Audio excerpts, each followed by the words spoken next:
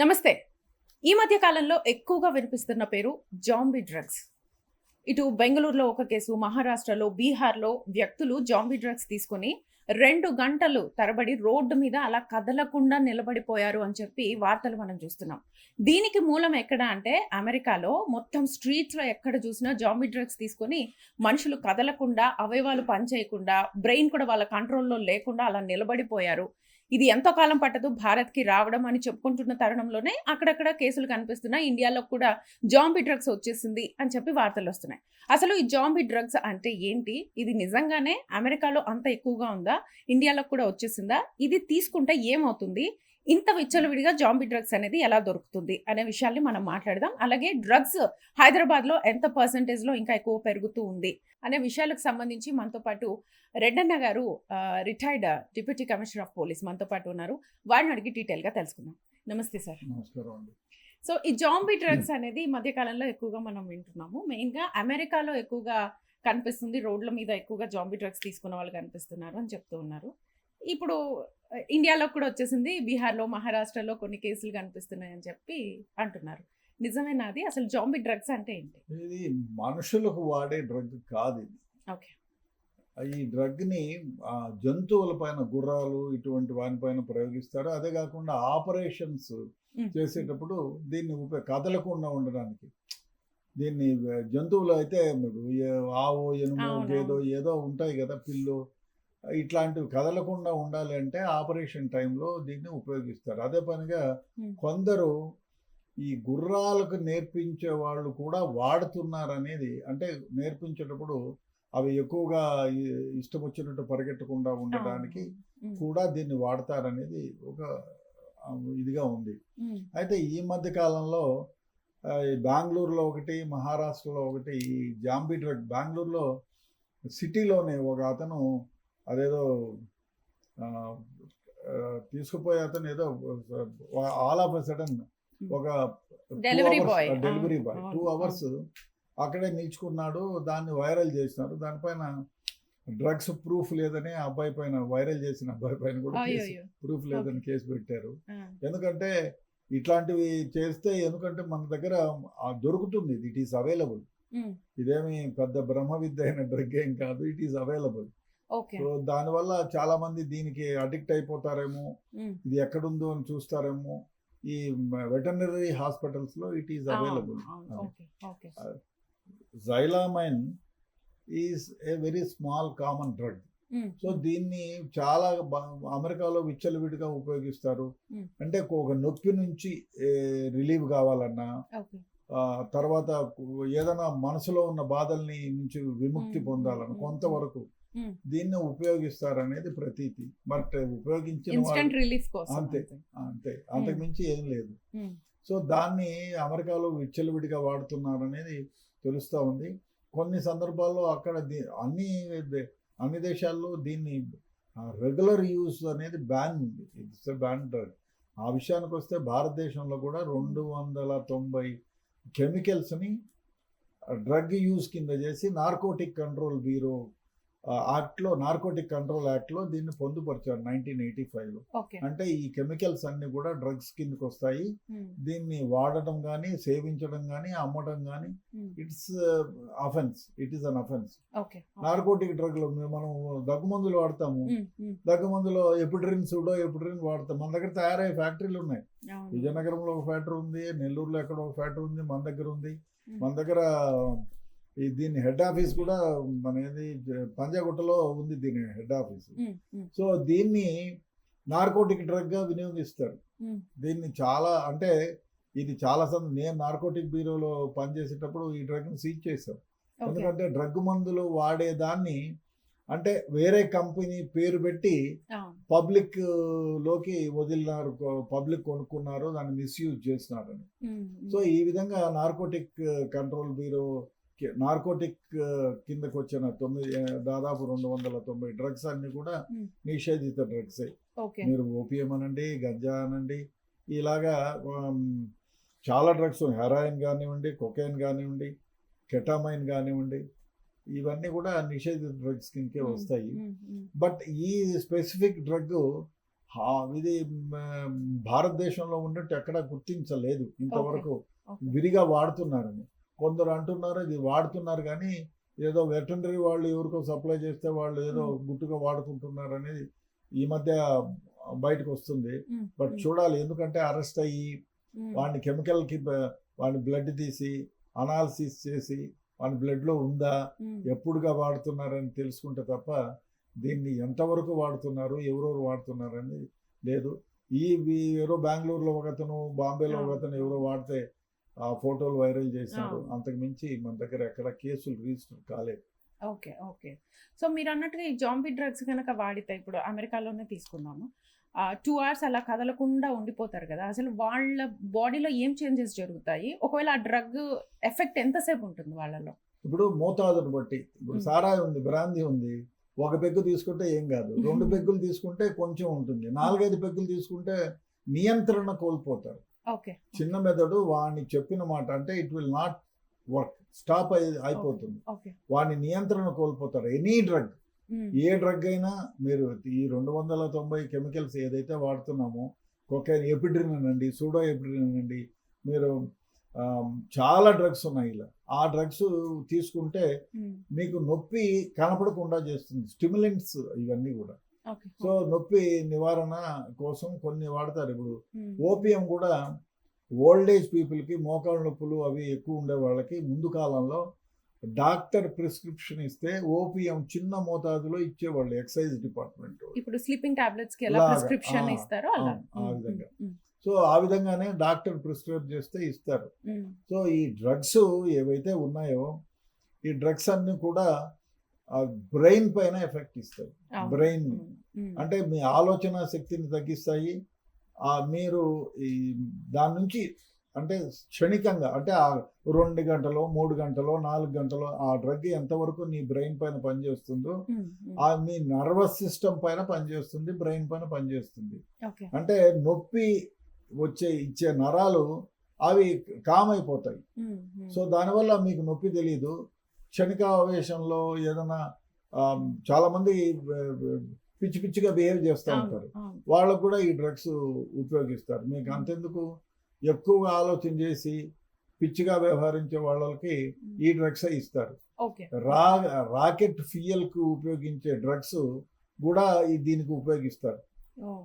So ఈ drugs అన్ని కూడా బ్రెయిన్ పైన ఎఫెక్ట్ ఇచ్చి మీ నొప్పి నివారణకి, అదేవిధంగా మీ ఆలోచన సరళిని స్టాప్ చేస్తాయి. ఆ క్షణికావేశము, క్షణిక ఆనందము ఇవన్నీ కల్పిస్తూ ఉంటాయి అక్కడ. అందుకని మీరు డ్రగ్స్ తీసుకున్న వాళ్ళు ఎప్పుడు ఏం చేస్తారో తెలియదు.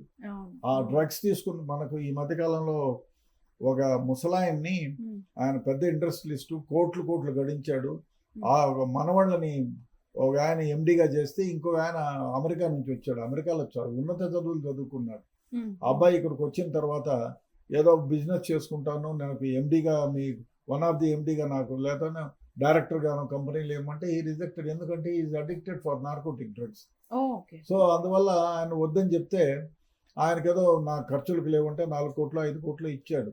ఆ తర్వాత దానిపైన నిరాశపడి నార్కోటిక్ డ్రగ్స్ సేవించి ఆ ముసలాయిని చంపేశారు ఈ మధ్య హైదరాబాద్లోనే. సో డ్రగ్ నియంత్రణను కోల్పోయేటట్టు చేస్తుంది. మీరు ఇంకో దరిద్రమైన వ్యవహారం ఏమంటే, ఈ డ్రగ్ తీసుకునే వాళ్ళు ఆ టయానికి డ్రగ్ తీసుకోకపోతే వాళ్ళు ఏమి చేయడానికి, దొంగతనం చేయడానికి, డ్రగ్ కోసం దోపిడీ చేయడానికైనా, మనిషి చంపడానికి కూడా వెనకాడు. అంటే అడిక్షన్ అంత తీవ్రంగా ఉంటుంది. సో అందుకనే మీరు సారాయి తాగేవాళ్ళు కూడా, ఈ బ్రాందీ తాగేవాళ్ళు కూడా అలవాటు పడిపోతే, ఆ టయానికి ఇవ్వకపోతే నానాగి యాగి చేస్తారు, గొడవ చేస్తారు.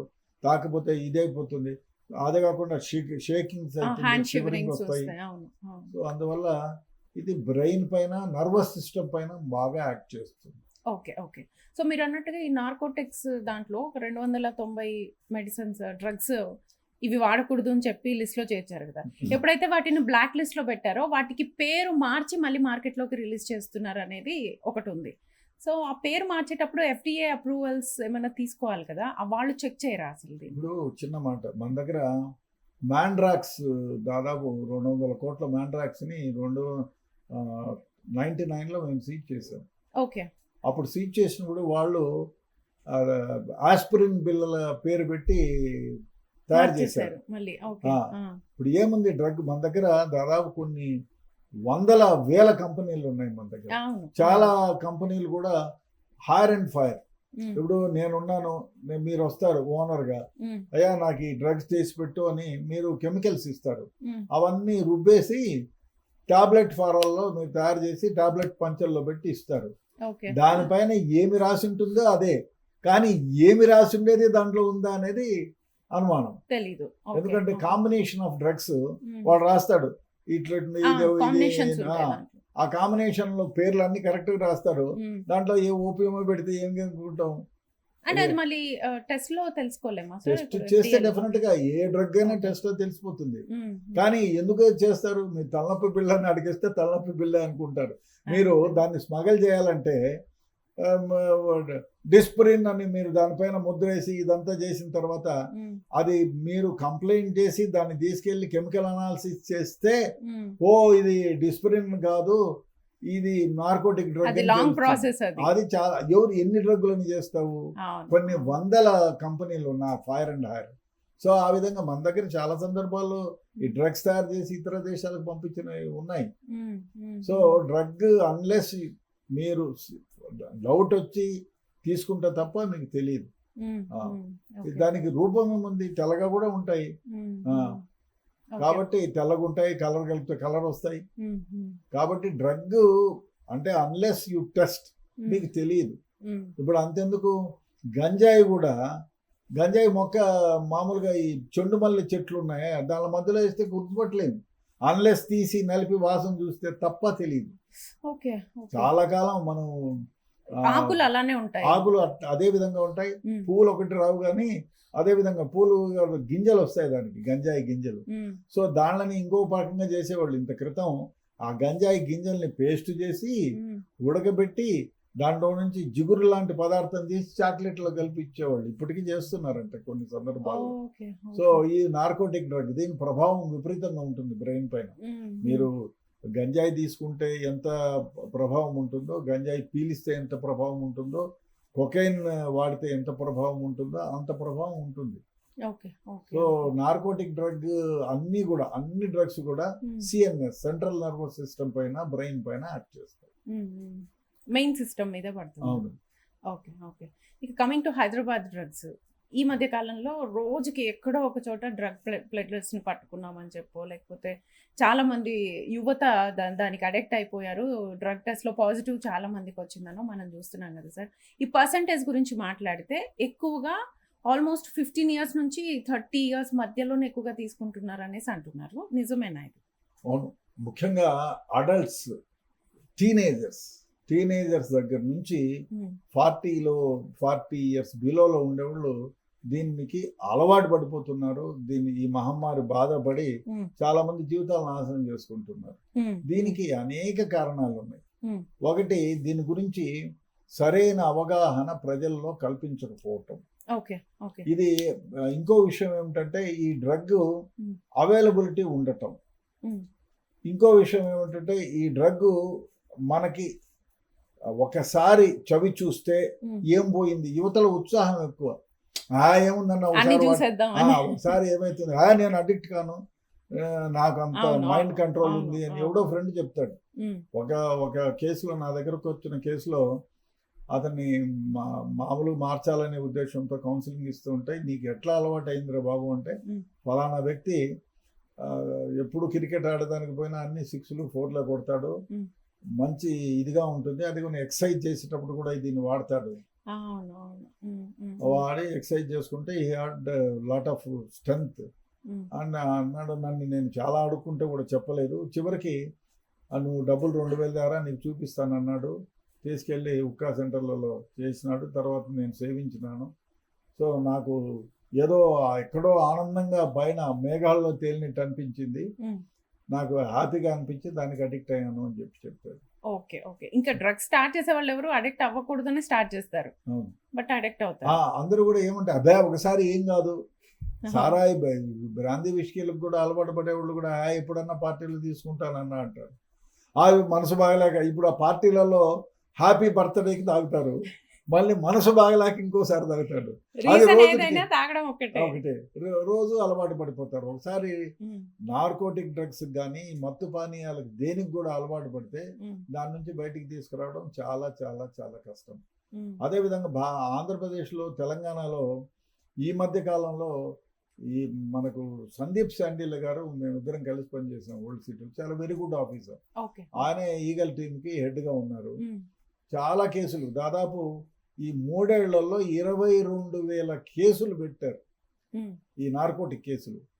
అయినా కూడా వాటి సంఖ్య తగ్గటం లేదు. ఉమ్.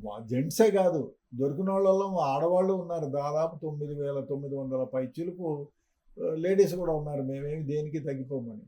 దొరికిన వాళ్ళే ఎక్కువ ఇంకా నెంబర్ కూడా చాలా ఎక్కువ. మీరు ఆ. అన్నట్టు 3 ఏళ్లలో 6,000 అంటే 22,000 22,000.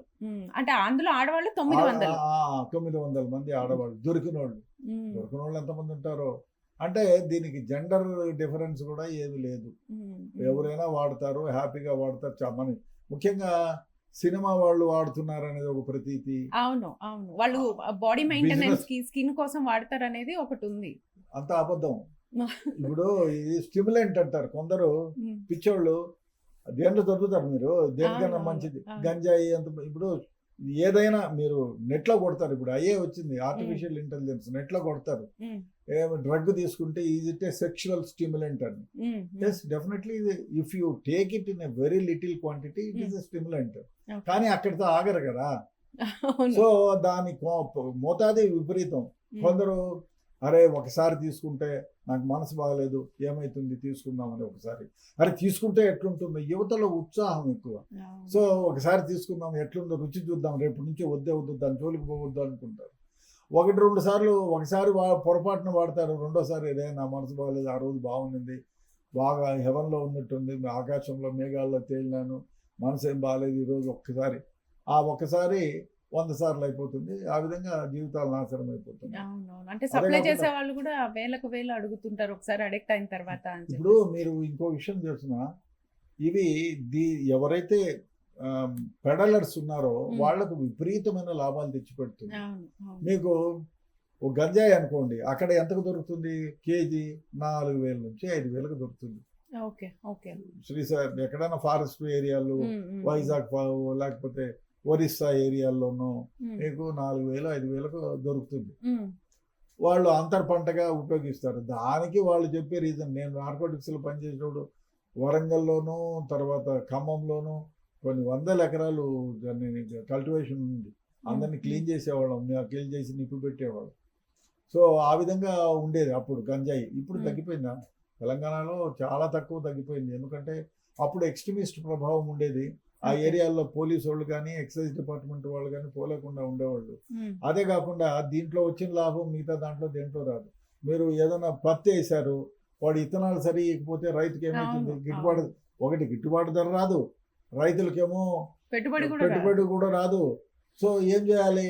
వాడు ఆత్మహత్య చేసుకోవాలి. దీనికంటే బెటర్ ఏముంది, ఆంధ్రపంతగా అక్కడొకటి గంజాయి వేస్తే ఒక 10 కిలోలు వచ్చింది అనుకో, 50,000 పిల్లలకి ఫీజులు అన్న కట్టుకోవచ్చు, తిండి పూట గడుస్తుందనే ఉద్దేశంతో ఆ విధంగా చేసేవాళ్ళు. ఇప్పుడు ఆ చేసేవాళ్ళు కూడా అంతే. కానీ మిడిల్ మ్యాన్ విల్ గెట్. ఇక్కడ హైదరాబాద్కి వచ్చేటప్పటికి 50,000.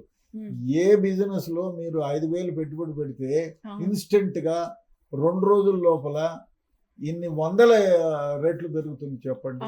సో కాబట్టి అది ఇంకోటి, మీరు కేసు పెడతారు, జైల్లో ఉంటారు. జైల్లో ఎందుకు వచ్చినావా అని అడుగుతాడు. ఏం లేదన్నా గంజాయి చేశాను, పోలీసు వాళ్ళు పట్టుకొచ్చేసినాం. గంజాయి బాగుంటుందా? అక్కడి నుంచి వాడు ఇంకో కొందరు క్రిమినల్స్తో చేసి వాడు అరాండి ఇది ఎక్కడి నుంచి తేవాలా ఫ్రెండ్స్ అవుతారు. నేను ఆ విధంగా దాంట్లో నేను సరే నేను కూడా చేస్తానన్నా నీతో బెయిల్, నా అడ్వకేట్కి చెప్తాను, బెయిల్ ఇప్పిస్తాను. అడ్వకేట్కి డబ్బులు పే చేస్తారు, బెయిల్ ఇస్తారు. ఆ బెయిల్లో నుంచి బయటకు వచ్చిన తర్వాత మళ్ళీ అడ్వకేట్కి కోర్టుకు అటెండ్ కావాలంటే డబ్బులు కావాలి. సో అడ్వకేట్కి డబ్బులు ఇవ్వాలి. ఈ విధంగా ఖర్చులు ఉంటాయి. దీన్ని ఖర్చులను పూడ్చడానికి మళ్ళీ ఏం చేస్తాడు? మళ్ళీ డ్రగ్ తీసుకొని వస్తాడు, నార్కోటిక్ డ్రగ్, ఓపియమో, కొకైనో, ఏదో ఒకటి. సో ఈ విధంగా వాడు 4 సార్లు అరెస్ట్ అవుతాడు, 4 సార్లు జైలుకి పోతాడు, ఒక 2 నెలలు 3 నెలలు. యాక్చువల్గా నిజం చెప్తే ఈ నార్కోటిక్ కేసుల్లో అరెస్ట్ అయిన వాళ్లకు బెయిల్ రావడం దుర్లభం, చాలా కష్టం. రాదు. కాకపోతే మన కేసులు పెట్టే వాళ్ళకి సరైన అవగాహన లేకపోవడం ఒక రీజన్. ఎందుకంటే ఈ narcotic act is special act. దీంట్లో చాలా గొప్ప ప్రొవిజన్స్ ఉన్నాయి. సో ఈ ప్రొవిజన్స్ అన్నిటినీ మ్యాండేటరీ ప్రొవిజన్స్ అంటారు. ఈ 42 ఎన్నో మ్యాండేటరీ ప్రొవిజన్స్ ఉన్నాయి. ఆ ప్రకారం కేసు పెడితే మీకు బెయిల్ రావడం మహా దుర్లభం.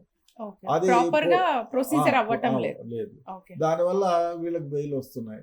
అదే కాకుండా ఇంకోటి ఏం చేస్తున్నారంటే కేసులు పెట్టిన కేసులు ఇప్పుడు నేను చాలా సందర్భాల్లో 10 ఏళ్ల తర్వాత కూడా ఎవిడెన్స్ ఇచ్చా. ఇవాళ కేసు పెట్టి 10 ఏళ్ల తర్వాత నీకు దానిపైన కోర్టులో వస్తే ఏమి ఎఫెక్ట్ ఉంటుంది? ఒకటి, కోర్టుల సంఖ్య తక్కువ ఉన్నాయి. మనకి ఇప్పుడున్న కోర్టుల సంఖ్య కంటే 3 ఇంతలు పెంచగలిగితే కోర్టులు ఏమైనా చేయగలుగుతాయి. వాళ్ళు ఏం చేయగలుగుతారు?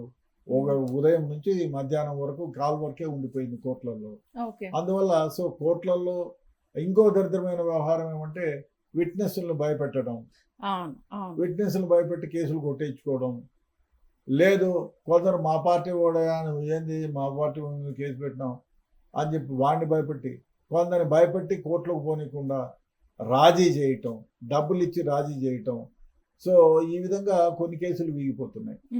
కేసులు పెట్టిన తర్వాత కోర్టుకు రావడము లేటు, కొట్టేస్తున్నారు, బెయిల్ మీద వస్తున్నారు, బతకడానికి మళ్ళీ అదే దందా చేస్తున్నారు. ఈ కారణాల వల్ల కేసులు విపరీతంగా పెరిగిపోతున్నాయి. అదేవిధంగా సేవనం చేసే వాళ్ళ సంఖ్య కూడా రోజు రోజుకు విపరీతంగా పెరిగిపోతుంది. దీనికి కారణాలు చాలానే ఉన్నాయి, చాలా కారణాలు ఉన్నాయి. ప్రభుత్వాల దగ్గర నుంచి ఎలక్ట్రానిక్ మీడియా, ప్రింట్ మీడియా అందరూ ఏకుమ్మడిగా దీనిపైన శ్రద్ధ తీసుకుంటే తప్ప దీన్ని చేయడం మహా కష్టం. ఇప్పుడు మన దగ్గర తెలంగాణలో కేసులు పెడుతున్నారు, ఛార్జ్షీట్లు వేస్తున్నారు, అన్ని చేసినా కూడా రోజు రోజుకి దీని సంఖ్య రెట్టింపు అయిపోతానే ఉంది. ఈ సేవించే వాళ్ళ సంఖ్య కూడా విపరీతంగా పెరిగిపోతుంది. అదేలేండి, అంటే మీరు అన్నట్టుగా నెగిటివ్ పబ్లిసిటీ కూడా అందులో కూడా దారిలో వెతుకుతున్నారు చాలా మంది. సో మీరు అన్నట్టు ఇందాక అన్నారు కదా, గవర్నమెంట్ కానీ లేకపోతే స్కూల్స్ కానీ ఏదైనా ఎలాంటి ఇనిషియేటివ్ తీసుకోవచ్చు అంటారు అసలు ఈ డ్రగ్స్ మీద? గవర్నమెంట్ ఈగల్ టీంని ఏర్పాటు చేశారు, వాళ్ళకి తగిన సౌకర్యాలు ఇచ్చారు, అన్ని చేశారు. కానీ నార్కోటిక్ కేసు ఇన్వెస్టిగేషన్ ఇతర కేసుల ఇన్వెస్టిగేషన్ క్వైట్ డిఫరెంట్. ఒకటి, ఈ కేసులు పెట్టిన తర్వాత మీరు ఒక స్పెషల్ కోర్టుని ఒకటి కాన్స్టిట్యూట్ చేసి, అయ్యా ఈ నార్కోటిక్ కేసులన్నీ వీళ్ళే విచారించాలి, త్వరితగతిన విచారించాలి అని చెప్పి చేస్తే, ఇవాళ కేసు పెడితే 1 year లోపలనే వాడికి జైలు శిక్ష ఏదో కారాగారం వస్తే దానివల్ల భయం ఉంటుంది. లేదు, ఇంకోటి ఏమిటంటే ఈ కేసుల్లో అరెస్ట్ అయిన వాళ్ళకి చాలా వరకు మంచి ప్రొవిజన్, అంటే నా అన్ని ప్రొవిజన్స్ కింద చూసి అరెస్ట్ చేసి వాడు బెయిల్ రాకుండా 1 year లోపలనే వాడికి బెయిల్ వచ్చినా ఇమ్మీడియట్గా జైలుకు పోయేటట్టు ఏర్పాటు చేయగలిగితే వస్తుంది, తగ్గుతుంది. అదేవిధంగా ప్రజలలో అవగాహన పెరిగితే దాన్ని మించింది లేదు. స్కూళ్ళల్లో, కాలేజీల్లో నేను మొదటి నుంచి కూడా చెప్తున్నా, అయ్యా స్కూళ్ళల్లో ఈ నార్కోటిక్ డ్రగ్ సేవనం వల్ల వచ్చే దుష్ప్రభావాలు శరీరం పైన ఏ విధంగా ఉంటాయి, జీవితం పైన ఏ విధంగా ఉంటాయి. ఎందుకంటే ఈ నార్కోటిక్ డ్రగ్ సేవించే వాళ్ళు తమ జీవితాన్ని ఏ విధంగా కోల్పోతారు, తమ శరీరాన్ని ఏ విధంగా కోల్పోతారు, తమ ఆరోగ్యాన్ని ఏ విధంగా కోల్పోతారు అనేది ఒక పాఠ్యాంశంగా పెట్టగలిగితే డెఫినెట్గా ఇవి మార్కుల కోసమే చదివి, అరే ఈ 5 మార్కులకు చదవాలి, డెఫినెట్గా వస్తుంది క్వశ్చన్ అని చదివి ఆ చదివేటప్పుడు మైండ్లో రికార్డ్ అవుతుంది. నార్కోటిక్ డ్రగ్ కిడ్నీ ఏ విధంగా ఎఫెక్ట్ అవుతాయి, హార్ట్ ఏ విధంగా ఎఫెక్ట్ అవుతుంది, లివర్ ఏ విధంగా. సో అది ఎవడైనా పొరపాటున ఆ అబ్బాయికి అరే పొదాం రారా గంజాయి తాగుదామంటే వద్దురా, మన పాఠ్యాంశంగా ఏమొచ్చింది దాంట్లో ఏం చెప్పారు, no no no I don't want it అంటారు. అదేవిధంగా కాలేజీల్లో స్కూళ్ళల్లో దీని గురించి ఒక పాఠ్యాంశంగా చేరిస్తే కొంచెం పిల్లల్లో అవగాహన పెరుగుతుంది. ఇప్పుడు where demand is there, supply ఉంటుంది. డిమాండ్ లేకపోతే ఏమవుతుంది? తాగేవాళ్ళు లేకపోతే, ఒకవేళ నేనే ఒక 2 కోట్లు పెట్టి గంజాయో లేకపోతే ఓపియమో లేకపోతే కోకైనో మెట్రిడినో ఏదో తీసుకొచ్చాను అనుకోండి, కొనేవాళ్ళు లేకపోతే ఏం చేస్తా, ఆ 2 నెలలు పెట్టు. ఇప్పుడు నెయ్యి అయితే ఈడు కాబట్టి ఇంకోటి కొంటాడు, బజార్లో పెట్టి కొంటావు. నువ్వు బజార్లో పెట్టేదానికి లేదు, అడ్వర్టైజ్మెంట్ ఇచ్చేదానికి లేదు, అమ్మేదానికి లేదు, కొనేవాడు లేడు, ఏం చేస్తావు? పారేయాల, దాన్ని ఏమి చేయలేవు. ఎవరికన్నా దొరికితే పోలీసు వాళ్ళు కేసు పెడతారు నీ పైన, బెయిల్ రాదు, దానికి మళ్ళీ కోర్టు, దాన్ని డిస్ట్రాయ్ చేయాలి. సో ఆ విధంగా ఎప్పుడైతుంది, ప్రజలలో అవగాహన కల్పించడం ద్వారా ఓకే. ప్రభుత్వాలు, ఎలక్ట్రానిక్ మీడియా, ప్రింట్ మీడియా వీళ్ళందరూ కూడా ఏకకట్టుగా అయ్యా ఈ నార్కోటిక్ డ్రగ్స్ సేవిస్తే ఈ దుష్ప్రభావాలు అవుతాయి, మీ జీవితాలు నాశనం అవుతాయి, వాళ్ళకి ఎగ్జాంపుల్గా తీసుకొని ఒక షార్ట్ ఫిల్మ్స్ తీయండి, సినిమా థియేటర్లలో వేయండి. మీరు ఇప్పుడైతే దరిద్రమైన వ్యవహారం, ఈ సోషల్ మీడియా వచ్చిన తర్వాత ఇదిగో తోక అంటే అదిగో పాము అని వందల వేల సంఖ్యలో నాకు చెప్తే social media 80% of the social media is false. 80% అన్ని అబద్ధాలు, అన్ని థంబ్నైల్స్ పెట్టి ఏదంటే అది రాసేస్తున్నారు. సో దాని ప్రభావం కూడా దీని మీద పడతా ఉంది. సో ఎలక్ట్రానిక్ మీడియాలో, మీరు ప్రింట్ మీడియాలో ప్రభుత్వాలు హోర్డింగ్స్ పెట్టండి. మీరు బర్త్డేలకి దానికి పెద్ద పెద్ద హోర్డింగ్స్ పెడతారు, దాని బదులు ఈ నార్కోటిక్ డ్రగ్ పైన హోర్డింగ్స్ పెట్టండి. మనము 10-15 ఏళ్ల క్రితం ఎయిడ్స్ పైన ఏ విధంగా ప్రజల్లో అవగాహన కల్పించాం. ఆంధ్రప్రదేశ్, తెలంగాణ 2వ స్థానము 3వ స్థానంలో ఉండేది, ఇవాళ ఎక్కడికో వెళ్ళిపోయాం. అసలు ఎయిడ్స్ గురించి ఎందుకు అంటే అవగాహన కల్పించాం. ఎక్కడైనా భోజనం దగ్గర కూర్చొని అమ్మ ఎయిడ్స్ అంట అనే ద్వారా తీసుకుపోయాము, దాని గురించి అవగాహన పెంచాం. సో దాని గురించి మాట్లాడుకునేటట్టు చేసాం. అదేవిధంగా ఈ డ్రగ్స్ మహమ్మారి దానికంటే 1000 రెట్లు జీవితాలను నాశనం చేస్తుంది. కాబట్టి ఈ డ్రగ్స్ మహమ్మారిని గురించి ప్రజల్లో అవగాహన కల్పించాలి. ఎలక్ట్రానిక్ మీడియా, ప్రింట్ మీడియానే కాకుండా, పాఠ్యాంశాలే కాకుండా మీరు హోర్డింగ్స్ పెట్టండి. ఏ బర్త్డే కానీ ఏదో పెడతారు, నేను బియ్యం ఇచ్చినాను, చింతపండు ఇచ్చినానని దేశమంతా హోర్డింగ్స్ పెడతారు, దీనిపైన పెట్టండి. సో దీనిపైన అదే కాకుండా ఈ డ్రగ్స్ పైన బాగా మాట్లాడేవానికి మీ స్కూల్లో ఈ ప్రైజ్ ఇస్తాం, దీన్ని ఈ విధంగా చేస్తే పెట్టండి. అదే విధంగా స్కూళ్ళల్లో, కాలేజీల్లో ఒక డాక్టర్లను, దీనిపైన ఉండే ఎక్స్పర్ట్ను ఎవరినన్నా పిలిచి అయ్యా ఒక అసెంబ్లీ అయిపోగానే 10 నిమిషాలు 20 నిమిషాలు ఒక లెక్చర్ ఇచ్చేటట్టు పెట్టండి. ఆ మధ్య ఒక న్యూస్ కూడా వచ్చింది సార్, స్కూల్స్ కూడా డ్రగ్స్ పాకింది అని చెప్పేసి కొన్ని నెంబర్స్ ఇచ్చారు, స్టాటిస్టిక్స్. స్కూళ్ళ వరకు ఎలా వెళ్తుంది అసలు? అంటే చాక్లెట్స్ రూపంలో ఇస్తున్నారు అని చెప్తున్నారు. అవును, చాక్లెట్ రూపంలో ఇవ్వడమే కాదు, పిల్లల్లో ఏమైపోతుందంటే ఈ స్కూళ్ళ ముందు చిన్న చిన్న బంకులు, బడ్డీ కొట్లు ఉంటాయి, బడ్డీ కొట్లలో చాలా మంది గంజాయి అమ్ముతున్నారు. దాని మీద అసలు స్క్రూటినీ లేదు కాబట్టి ఎవరికి అవగాహన ఉంది? ఆ స్కూళ్ళల్లో, కాలేజీల్లో ఉండే లెక్చరర్స్ కానీ వాళ్ళు ఎవరన్నా పెట్టి అరే ఏమయ్యా స్కూళ్ళ ముందు వాడిని ఒకసారి తనిఖీ చేయడము చేస్తే డెఫినెట్ గా తెలుస్తుంది. మాకెందుకు, మా వాళ్ళు ఎంతవరకు 99, 98, 94 అంతకు తప్ప. అదే కాకుండా ఒక స్టూడెంట్ డల్ గా కాలేజీల్లో, స్కూళ్ళల్లో వెనక బెంచ్లో కూర్చొని నిద్రపోతున్నా అంటే అరే వానికి ఏమన్నా ప్రాబ్లం ఉందా? ముందు కాలంలో అట్లా ఉండేది కాదు. అదేవిధంగా ఇప్పుడు తల్లిదండ్రులు కూడా ముఖ్యంగా దీనికి మొదటి కారణం తల్లిదండ్రులు.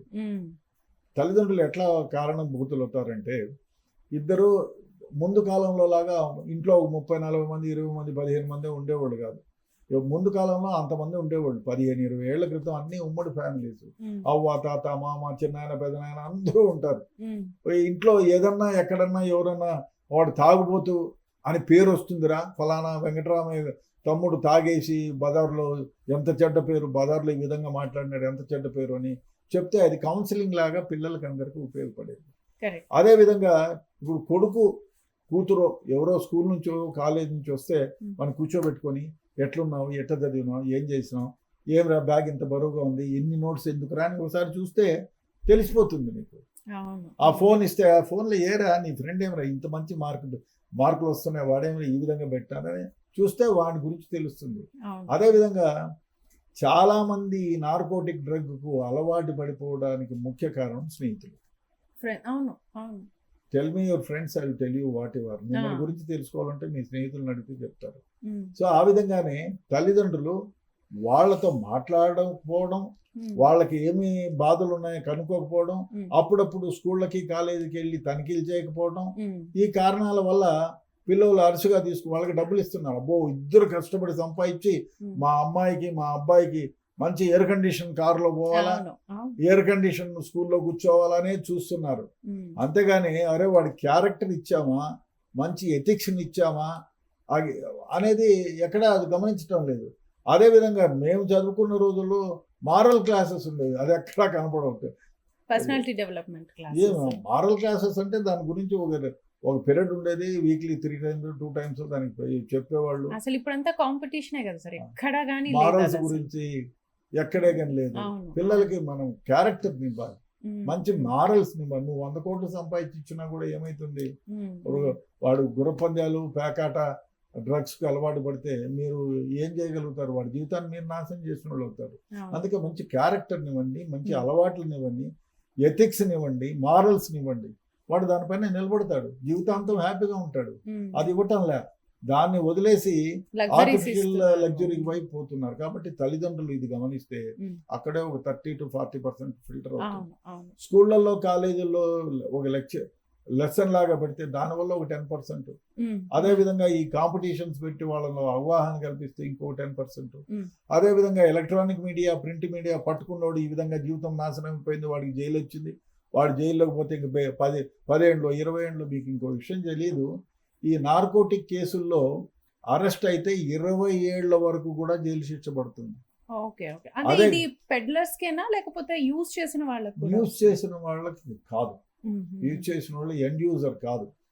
ఎందుకంటే పెడలర్స్ కి ఎవరైతే ట్రాన్స్పోర్ట్ చేస్తున్నారో పెడలర్స్ వాళ్ళకి, మ్యానుఫ్యాక్చరర్స్ కి, వాళ్ళకి ఇంకో దరిద్రమైన వ్యవహారం అంటే మన ఇన్వెస్టిగేషన్స్ అన్ని ఈ పెడలర్ని పట్టుకుంటూ నువ్వు ఎవరెవరికి అమ్మేవో చెప్పు అని ఇన్వెస్టిగేషన్ పోతాను. ఎక్కడి నుంచి తెచ్చావరా బాబు అంటే అది ఇంకో చిక్కుంది. మనం ఎక్కడి నుంచి తెచ్చామంటే వాడు చెప్తాడు ఏదో వేరే కంట్రీ చెప్తాడు, అక్కడికి పోవాలంటే మనం పోలేము, దానికి వీసా కావాలా, పెద్ద ప్రొసీజర్ ఉంది, అక్కడ పోయినా వాడిని కనుక్కోలేవు. అందుకని నువ్వేం చేస్తావు, సిబిఐకి చెప్తావు. ఇంటర్పోల్ సిబిఐ ఏం చేస్తారు, ఇంటర్పోల్ కి రాస్తారు. ఇంటర్పోల్ వాళ్ళు ఆ దేశంతో ఉండే పోలీసు సిఐడినో ఏదో డిపార్ట్మెంట్కి రాసి అది చేస్తారు. ఇదంతా అయ్యేటప్పటికి 1 సంవత్సరం కాలం పడుతుంది. అదే విధంగా అక్కడికి వెళ్ళి వాళ్ళని అరెస్ట్ చేయాలన్నా కూడా చాలా కష్టం. అందువల్ల నార్కోటిక్ డ్రగ్ కేసులు బయట నుంచి వచ్చే ఇన్వెస్టిగేషన్ ఆ వైపుకు పోవటం లేదు. ఒకటి. రెండవది, కేసుల్లో కన్విక్షన్స్ రావడం లేదు, డిలే ఇన్ ప్రాసిక్యూషన్ అవుతుంది. అదేవిధంగా సరైన అవగాహన లేకుండా కేసులు పెట్టడం వల్ల ఇవిగిపోతున్నాయి. ఇంకా చాలా కారణాల వల్ల ఏమైపోతున్నాయంటే ఈ మహమ్మారి విపరీతంగా పెరగడానికి ఆస్కారం ఉంది. అదేవిధంగా ఇవాళ ఒకరిని పట్టుకున్నారనుకోండి, అరే వానికి నెలలో 5 నెలలు అయింది, 5 నెలల్లోనే 20 years జైలు శిక్ష వచ్చిందని ఎలక్ట్రానిక్ మీడియా, ప్రింట్ మీడియా అందరూ కోడై కూస్తే, అమ్మ 1 year క్రితం వాడు గంజాయి అమ్మాడు, ఇప్పుడు 20 ఏళ్ళు జైలు శిక్ష, అయ్యో వాడికి కూతురికి పెళ్లి చేయాలా, ఇప్పుడే జైలు శిక్ష వచ్చింది, అయ్యో అంటారు. అందరికీ అమ్మో వద్దు, ఏమైనా చేయొచ్చు కానీ ఇది చేయకూడదు అనుకుంటారు. అది జరగటంలా. అవును, అంటే ఈ డ్రగ్స్ న్యూస్ వచ్చిన తర్వాత వాళ్ళకి శిక్ష పడిందా లేదా అనేది తెలియదు, ఎక్కడా లేదు. ఏముందిలే బయట వచ్చేస్తారు అనే నెగ్లిజెన్సీ ఉంది చాలా మంది. దానివల్ల ఏమైపోతుందంటే ఈ ట్రేడ్ చేసేవాళ్ళు ఈజీ అయిపోయింది. సో అందువల్ల అదే కాకుండా ఇంకొక దరిద్రమైన వ్యవహారం ఏమంటే, మన దగ్గర ఈ నార్కోటిక్ డ్రగ్ సేవించే వాళ్ళని బయట తల్లిదండ్రులు, నాకు జరిగిన ఒక చిన్న సంఘటన, అరే ఏమయ్యా నువ్వు నీ కొడుకు ఇట్లా అయింది, మరి ఏం చేద్దాము, కౌన్సిలింగ్ ఇప్పించి వాడిని తీసుకుపోయి ఏదైనా హాస్పిటల్లో అడ్మిట్ చేయించి రీహాబిలిటేషన్ సెంటర్లో జాయిన్ చేయించేసి, ఫలానా నాకు తెలిసిన డాక్టర్ ఉన్నాడు ఆయన దగ్గర సార్ మీరు ఏదైనా చెప్పండి, ఎవరికి తెలియకూడదు సార్, నా పేరు తెలియకూడదు, మా నాయన పేరు తెలియకూడదు, మా అమ్మ పేరు తెలియకూడదు సార్, ఎవరి పేరు తెలియకూడదు సార్, నా కూతురు పెళ్ళిడికి వచ్చింది, దాన్ని ఎవరు చేసుకుంటారు సార్, వీడు డ్రగ్ తాగుతున్నాడంటే, లేదు సార్ ఎవ్వరికీ తెలియకూడదు, ఏమైనా ఉంటే ఇంట్లో ట్రీట్మెంట్. సో ఆ విధంగా తయారైనారు. అంటే అన్నీ దాచిపెట్టాలంటారు. సో ఆ విధంగా చాలా వరకు చాలా పిల్లలు, చాలా మంది పెద్ద ఫ్యామిలీస్లో ఉండే పిల్లలు దీనికి అడిక్ట్ అయ్యి జీవితాలను నాశనం చేసుకున్నా బయటికి రాలేకుండా ఉన్నారు. వాళ్ళకి సరైన ట్రీట్మెంట్ ఇప్పించటం లేదు. సో అందువల్ల చాలా మంది దీనికి అడిక్ట్ అయిన వాళ్ళు ఈ విధంగానే బానిసలుగానే బ్రతుకుతున్నారు. సో తల్లిదండ్రులు కూడా అయ్యా ఎస్ వాడు తప్పేమిచ్చిపోయినాడు, ఎస్ వాడు ఏదో ఏజ్ ఫ్యాక్టర్ కూడా ఉంటుంది. సో ఆ విధంగా చెప్పి చేయటం లేదు. చాలా వరకు బయటికి రాకూడదు, వానికి ట్రీట్మెంట్, చెవులో చెప్పిపోతే వింటారా, narcotic drug there is a treatment. So అంటే ఈ డ్రగ్స్ తీసుకొని ఇప్పుడు మీరు యాంటీ ఉంటాయి కదా మనకి డి అడిక్షన్ సెంటర్స్, వాటిలో ఒకవేళ ఒప్పుకొని జాయిన్ చేసినా మళ్ళీ బయటకు వస్తే మళ్ళీ మామూలే అంటారు కదా? లేదు మా చాలా మంది 99%, 80% మళ్ళీ అడిక్ట్ కాను, సెట్ అయిపోతారు. ఇప్పుడు ఆయన సంజయ్ దత్ ఎవరో he was addicted for narcotics. అవును ఆ అవును అబ్బాయి దాన్ని ఏం చేశారంటే ఇంకో దరిద్రమైన వ్యవహారం మన స్కూళ్ళల్లో ఇప్పుడు పిల్లలు ఆడుకునే దానికి ఉండాలి. అలసిపోతే లేదు లేదు ఇప్పుడు అసలు ఇప్పుడు ఏ స్కూళ్ళలో కూడా ప్లే గ్రౌండ్ లేదు, ప్లేస్ ప్లేగ్రౌండ్స్ లేవు. ప్రాబ్లం అంటున్నారు. అదే విధంగా 1 or 2 hours ఆడితే వాడు అదే కాకుండా చాలా మంది మన నిన్న ఇంటర్మీడియట్ రిజల్ట్స్ వస్తే 6 మంది 7 మంది అబ్బాయిలు అమ్మాయిలు చనిపోయినారు.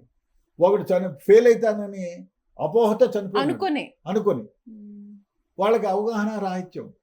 ఎందుకంటే పిల్లలలో ఈ స్పోర్టివ్నెస్ ఉంటే, స్పోర్ట్స్ ఆడితే అరే ఇవాళ వాడు గెలిచాడు రేపు నేను గెలుస్తా, వాడిని ఎట్లయినా కాన్ఫిడెన్స్ ఓడించాలి. లేదు. అదే విధంగా దీనివల్ల ఏమవుతుందో స్పిరిట్ వస్తుంది, ఇవాళ ఓడిపోయినా రేపు గెలుస్తానని. అది స్కూళ్ళల్లో ఉండాలి. స్కూళ్ళల్లో ఎక్కడ ఆటలు లేవు. కమర్షియల్ అందువల్ల ఏమైపోతుందంటే అలసిపోతాడు, ఇంటికి వస్తే వేరే ఆలోచన ఉండదు.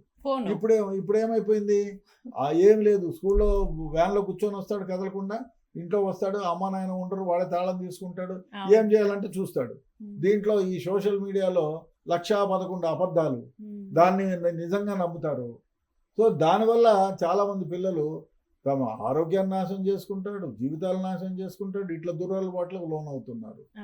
ఈ ఎలక్ట్రానిక్ మీడియా, ఈ స్మార్ట్ ఫోన్ వచ్చిన తర్వాత చాలా మంది జీవితాలు నాశనం అయిపోతున్నాయి. ఎందుకంటే అంటే ఒకలాంటి డోపమైన్ అనే హ్యాపీ హార్మోన్ ని ఇది కూడా రిలీజ్ చేస్తుంది. ఫోన్ ఒకటి, మీరు అంటున్న డ్రగ్స్ ఒకటి, అంటే ఇన్స్టెంట్ హ్యాపీనెస్.